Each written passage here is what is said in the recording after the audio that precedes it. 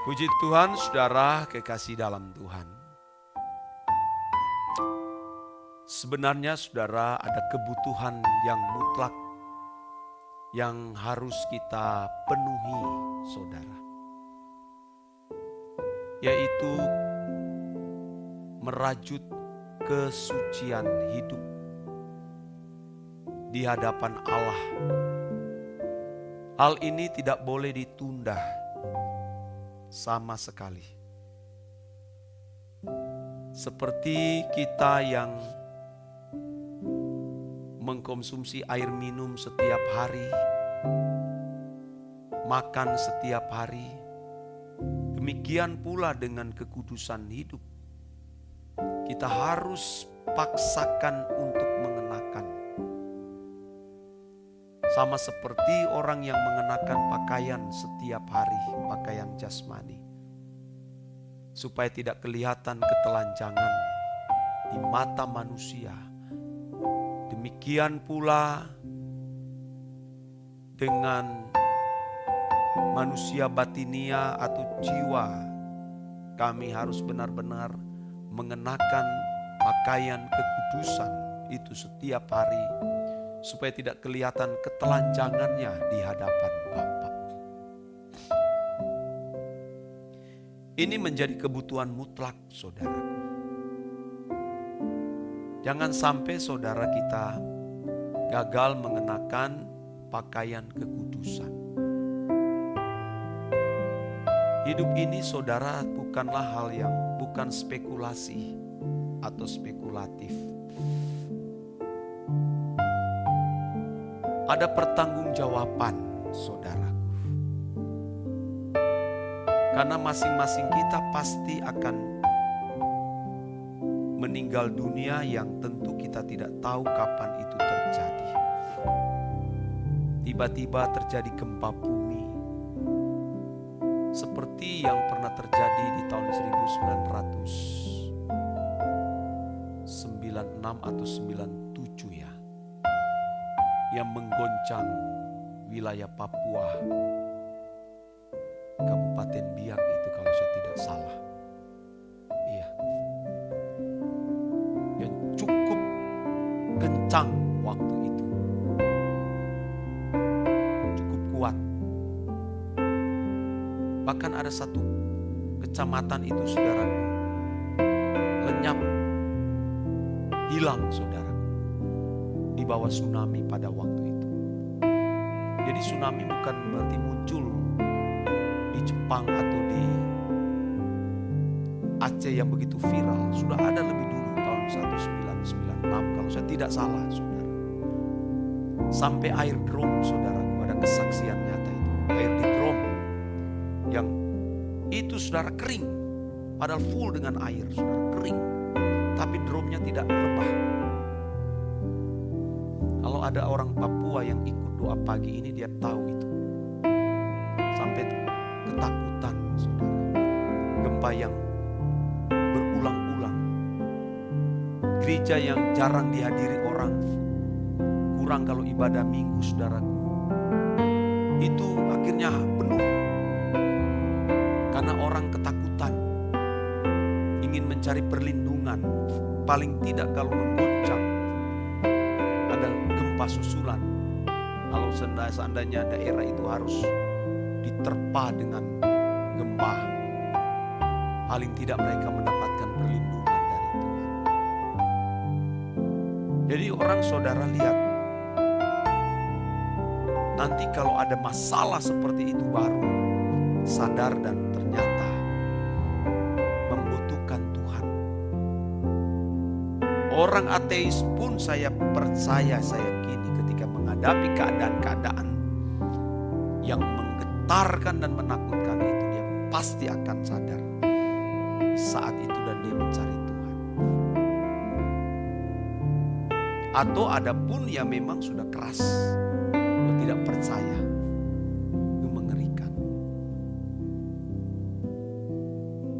Nah, kalau sampai seseorang gagal mengenakan pakaian kekudusan, di saat itu mengerikan saudara, ketika meninggal dunia dan berhadapan dengan Tuhan di pengadilan Allah, ternyata nama saudara tidak tertulis di buku kitab kehidupan anak domba Allah.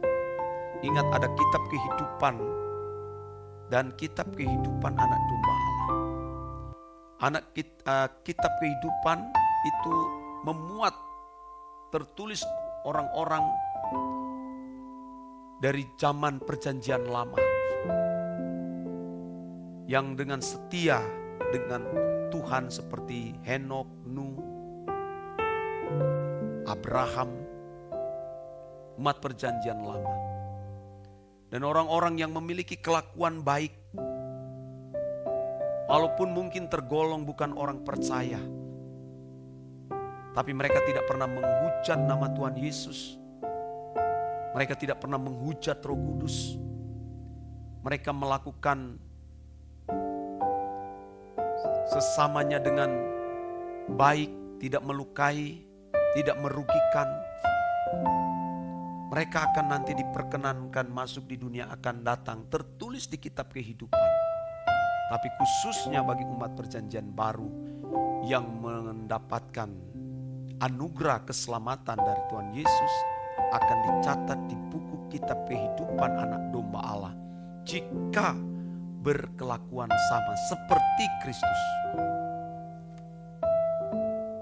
Yang tidak, walaupun kamu Kristen, walaupun kita Kristen, tidak akan ditulis di kitab kehidupan anak domba Allah. Jangankan di kitab kehidupan anak domba Allah, di kitab kehidupan pun tidak mungkin tertulis. Karena orang-orang yang tertulis di kitab kehidupan itu kelasnya misalnya seperti Abraham, seperti Nuh. Orang-orang yang benar-benar mempertaruhkan segenap hidup kepada Allah Yahweh. Dan mereka sudah buktikan dengan peragaan. Seperti Nuh menghabiskan seluruh hidupnya hanya untuk membangun bahtera penyelamatan jiwa-jiwa. Tidak ada yang dia sisakan sama sekali. Semua dikerjakan untuk membangun bahtera. Diperkirakan hampir 100 tahun atau bisa saja 100 tahun lebih. Di tengah-tengah kelompok orang yang mengolok-olok, yang tidak percaya akan adanya Tuhan, tidak percaya akan janji Allah, tidak percaya akan datangnya air bah. Tapi Nuh tetap setia membangun. Tidak bergeser. Dialah yang mendapatkan kepercayaan dari Bapa, yang ditemukan Bapa di zaman itu orang yang tidak bercacat celah dalam standar manusia pada umumnya. Nuhlah satu-satunya manusia yang layak. Merekalah yang akan dicatat di buku kehidupan. Karena belum zaman Yesus. Nah, bagi kita sudah di zaman Yesus, sudah mendapatkan karunia sulung roh, dan punya potensi untuk bisa berkodrat ilahi, karena diberikan fasilitas yang eksklusif, mulai dari penebusan melalui kematian Yesus Kristus di kayu salib. Allah menyediakan firman Allah, ada Roh Kudus, dan pengharapan Allah melalui Roh Kudus dan melalui peristiwa-peristiwa yang terjadi sebagai fasilitas untuk bisa mencapai kekudusan hidup. Merekalah orang-orang yang akan dicatat di buku kitab kehidupan anak domba Allah. Jangan anggap remeh saudaraku. Jangan anggap ini tidak perlu dipersoalkan, diperkarakan. Karena sebagian besar itu hanya memiliki warisan kekristenan dari leluhur, yang belum tentu itu benar-benar benar di mata Allah. Tapi mereka menjadikan itu sebuah standar. Kalau sudah menjadikan sebuah standar, mereka sudah tidak mungkin lagi menggeliat, tidak lagi memperkarakan apakah sudah berkenan di hadapan Tuhan atau belum.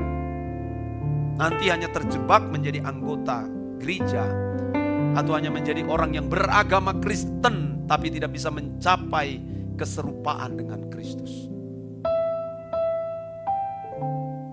Apalagi yang takut Takut terhadap gereja, takut pada pendeta, takut kepada ketua sinode, takut kepada majelis. Walaupun gereja itu sudah tidak mengajarkan kebenaran, takut. Jangan-jangan kalau aku meninggal dunia siapa yang layani ya? Jangan-jangan ketika aku menikah siapa yang layani? Jangan-jangan ketika aku sakit siapa yang layani? Itu adalah kebodohan yang tidak bisa dikatakan. Emangnya kalau kita meninggal, kalaupun gereja tidak layani, tidak masalah. Tidak mungkin pemerintah tidak melayani. Tidak mungkin kepala lingkungan tidak melayani dan kuburkan mayat tersebut. Kalau orang percaya yang benar sudah tidak peduli terhadap kematiannya. Mau dilemparkan di laut, dikasih makan ikan, tidak penting. Karena bagaimanapun juga tubuh kita ini akan menjadi debu tanah. Kalau nanti kuburan-kuburan sudah penuh ya, sudah tidak punya ladang atau lahan untuk menguburkan, dikremasi, dibakar. Apa saudara yang kita akan cari? Tidak ada. Kita hanya terus berlomba untuk hidup suci, hidup kudus, hidup tidak bercacat, tidak bercelah di hadapan Tuhan. Makanya orang kalau masih penakut, orang penakut Wahyu berkata tidak mendapat bagian dalam kerajaan Allah. Kamu lebih takut manusia daripada takut Tuhan. Makanya coba lihat itu. Walaupun udah bengkok, pendetanya udah bengkok, dia masih tetap di situ. Dan dia juga ikut bengkok, saudara. Saya tidak mengatakan semua gereja, saudara. Karena ada gereja yang tidak benar. Seperti yang saya sampaikan di doa puasa tadi malam. Apakah semua rumah sakit itu sama? Apa semua dokter itu sama? Apakah semua bengkel mobil itu sama? Tidak sama. Montir tidak sama. Saya juga punya mobil. Yang dulu itu ya saya punya mobil tua. Datang ke bengkel, diperbaiki, ternyata tidak menjadi, bukan jadi tambah baik, tambah rusak. Pindah lagi ke bengkel. Wah, ini ternyata bengkel yang bagus. Ini montirnya bagus. Ternyata beda, saudara. Beda. Jadi saudara harus benar-benar selektif. Jangan cuma seperti ikan mas koki yang ada di akuarium. Yang tidak diberi makan 1 minggu. Apa saja makanan dilemparkan langsung out. Nggak tahu itu racun. Saudaraku, ditelan saja saudara. Saudara harus sadar hidup kita cuma 1 kali, punya 1 kesempatan untuk hidup. Dan setelah itu kita akan meninggal dunia. Tinggal tunggu waktu. Kita ada di dalam antrian yang kita tidak tahu antrian itu berapa. Saudara. Jadi semua sejak manusia lahir ke dunia itu tinggal tunggu panggilan. Tinggal dieksekusi kapan, saudara. Maka kita terus berjuang untuk merajut kesucian hidup setiap hari. Panggilan menjadi orang Kristen itu gratis semua. Siapa saja mau orang baik jahat dipanggil untuk menjadi orang Kristen. Tapi tidak otomatis mengenakan kekudusan. Kita harus berjuang merajut itu. Sama seperti yang dikisahkan mengenai seseorang. Mengenai orang-orang yang dipanggil oleh seorang raja, oleh hamba-hambanya datang hadir ke perjamuan kawin anaknya yang akan kawin saat itu. Semua gratis datang. Yang jahat, yang buruk bagaimanapun datang.